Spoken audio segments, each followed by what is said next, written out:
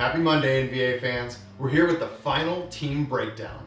And who better to bring to the stage as the last team than the reigning champions, the Utah Stingers. This week, I sat down with team owner and former Olympian, Russ Holmes. Check it out.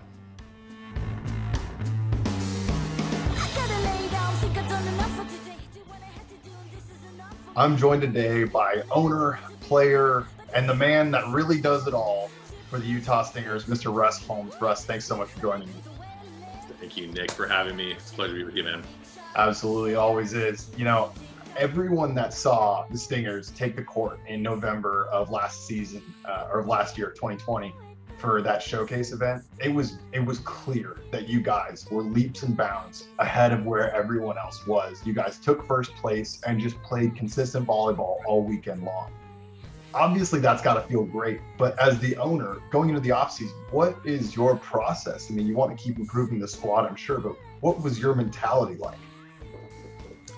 Yeah, I think the real goal going into the offseason, after coming off of that high of showcase event in November, obviously with the pandemic going on leading up to that event, there wasn't a ton of time for our group to train together. And so we were really just looking forward to getting back in the gym as a group and just improving upon what we had established there in November and up until that point. And so I'm really excited for what's to come in the season, but also knowing that other teams are going to be upgrading. They're going to also get the same amount of time and repetitions to prepare for the season. We know that we will have to come, just as prepared. And so I think the real focus was just to get the group back in the gym as soon as possible, get that core group back, getting a ton of reps, quality reps. And I think those guys will come even more prepared come this season, which I'm excited to see. So. Absolutely. It resonates with me a lot when we see that event. Coming out of the pandemic, everyone was doing their best to roster a formidable lineup that was in shape, that had been able to train some way, which was already a difficult task countrywide. But one thing I was wondering is, you guys have a roster that's almost entirely, if not like one or two guys that are BYU graduates. What's that like, spanning, I think, of the better part of a decade? When you guys get on the court, is the system kind of already established?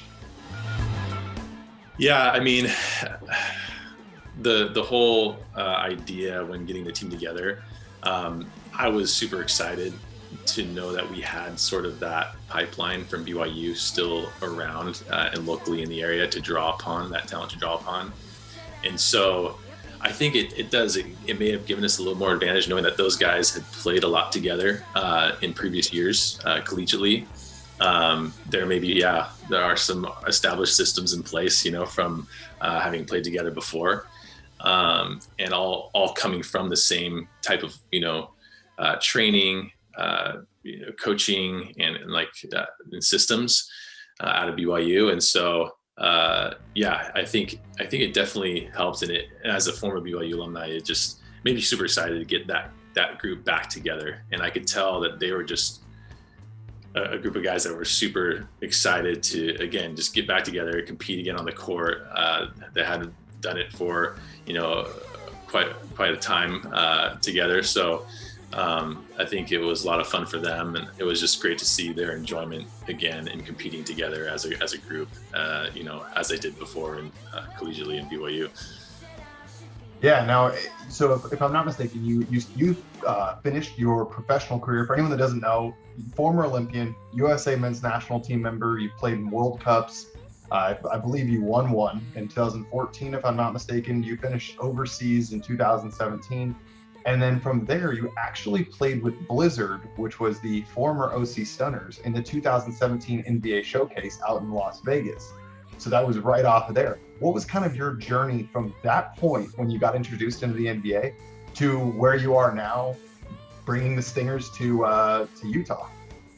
Yeah, so after finishing and retiring in 2017, I had gotten introduced to the NVA, and I got the opportunity, like you said, to compete in the Las Vegas Showcase when the the inaugural season happened, before the inaugural season, in 2018. And so that was a super exciting, thing to be a part of, the beginnings of this journey as for the league, and this whole project, and trying to grow the game, grow the sport of men's volleyball within the U.S., and having a professional team here in the United States.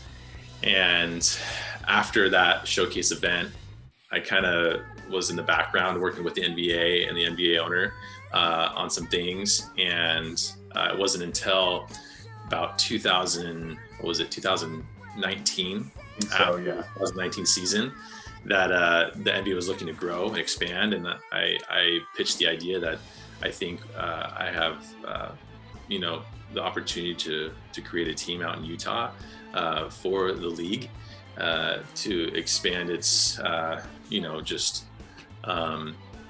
its size, and also hopefully bring another high level team to the league, and just increase the level of play, and just, bring some more recognition to the league through another region of the US. And so, was able to utilize my network, having been an alumni at BYU, to create, the team, which is now the Utah Stingers. And as you kind of mentioned, a lot of the players competing on the team in November, and still currently, are a lot of BYU alumni guys.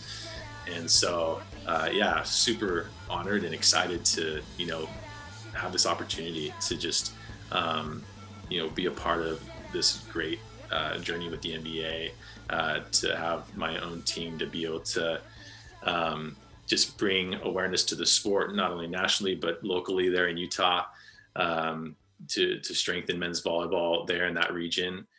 And just grow the game, because this is just a sport that I've invested a lot of my time and life in, and just super excited to continue that involvement to grow the sport. So you guys have absolutely taken a great first step. I mean, absolutely raising the bar and the expectations, and you guys are making every team owner this season is having that conversation in their head and with their coaches and owners, saying, okay, well, is every one of these steps that we're doing going to put us in the ballpark that we're going to be able to compete with the Stingers on the court?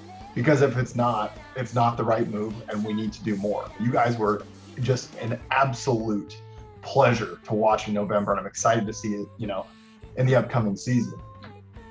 I mean, and having, like, just bouncing off that, I mean, we know that we're going to have a target on our back. It's always hard, much harder when you've got that target, but it also, will just help raise our level, knowing we have that target on our back, and people will be vying for, victories and wins against us. And we don't mind being that team. And it just, I know our guys are up to the task, and these are guys that have played at high levels before. We've got a handful of guys that have, continued to play overseas after their collegiate careers. And we've got, a member on our team that's played for the U.S. national team. And so we've got a lot of guys with international experience, and hopefully that experience will just help us. And I think that's really what helped us in November. Is just we had guys that have been in championship situations before, played at high levels, and I think that experience in the end really helped us in those moments of pressure situations. Absolutely. And one of the things that I'm paying so much attention to in my role with the league is, as the pandemic, begins to fade into the past, hopefully, as these events start traveling around the country, as we start to have fans, one thing I've got to know that I've seen just over the last 20 years I've watched volleyball, it seems to me like if you hear BYU or collegiate or just Utah volleyball, it seems like it's impossible that BYU volleyball or just Utah volleyball ever plays anything but home games, no matter where they are. Why is that? Is that just a statewide love for the sport? Because it's not a place you normally hear about when you think like pinnacle of volleyball experience. But I don't know. Do you have any insight into why that is? Yeah, and so having played at BYU and experienced that myself, traveling anywhere in the nation, and also within the league of the MPSF, competing in the MPSF at BYU. Just experiencing that home crowd really wherever we went was super awesome to have, like you say, like maybe that seventh or eighth man on the court. Yeah. And so and the reason that maybe a lot of people don't know that is that BYU is is kind of a church school, and the Church of Jesus Christ of Latter-day Saints is a worldwide church. And so when any BYU team or athletic team is in any region of the United States, if there's a local footprint of the church, then those members are coming out and supporting BYU. So we hope that that'll carry through with the Stingers, having some BYU alumni on our team, and hopefully have a home crowd wherever we go. That would be awesome. So, well, I mean, there's not a better team so far in the NBA to support. You guys were exciting. You guys were consistent and solid, and I really hope we see that continue. For anyone that's trying to find out what's next, where they can support you guys, whether it's on the court or at home in their living room, what's the best way for them to get involved with the Stingers? Yeah, I think the best way is to always follow us on our social media channels, and we are on Instagram at Stingers NVA USA. And also, I think our website is a great resource as well, stingers.nvausa.com. And of course, you can be able to follow any live stream match on the NVA's website, YouTube channel, and app. I would download the NVA app. It's a great tool. Super excited about the development of that, and just being able to put the action in the palm of fans' hands. So, yeah. Russ, I think you were the pinnacle that wrapped up this whole series of meeting all 10 of the teams and just hearing your experience as one of the most well-versed volleyball players in the U.S., and then seeing you just at the head of a team. For someone like me that's made my whole life to try and grow the sport, it's always exciting, and it was so great to get to meet you so many years ago and work alongside you. But then just hearing what this all means to you and your passion reflected in Stingers, it makes this that much more exciting to me. I hope fans at home realize that guys like you are all throughout the league. They're here to grow it, and that the NBA is, just onwards and upwards. That's all it's been, like you said, growing the game. Yeah, I think that's what's been the most fun about this project, is just being associated with just like-minded advocates of the sport like yourself and others in the league that just are doing this for the love of it. We're not getting any huge kickbacks, ourselves. And so it's just so fun to be a part of a group of people, like a family of volleyball, members just that love the sport, want to grow it, want to see it succeed and thrive there in the U.S. the way we've seen it, or I've seen it, thrive in many of the countries that I've competed in and stuff. And so, no, it's a thrill to be a part of. And I'm just someone who just loves volleyball and supports anything that's going to help, grow the sport and keep it one of the top sports here in the country. So, absolutely. Well, Russ, it's a pleasure. Thank you so much for your time. Can't wait to see you guys in just 2 weeks. Exciting. Yeah, it's coming soon. All right, Russ, thanks again. All right. Thanks, guys. Thanks, Russ. Be sure to tune in on April 23rd for the first NVA event, as we see the Utah Stingers begin their bid to be repeat NVA champions. You don't want to miss out. Next Monday on April 19th, we're going to have a great conclusion for Quest for the Cup. Be sure to tune in at noon. We'll see you then.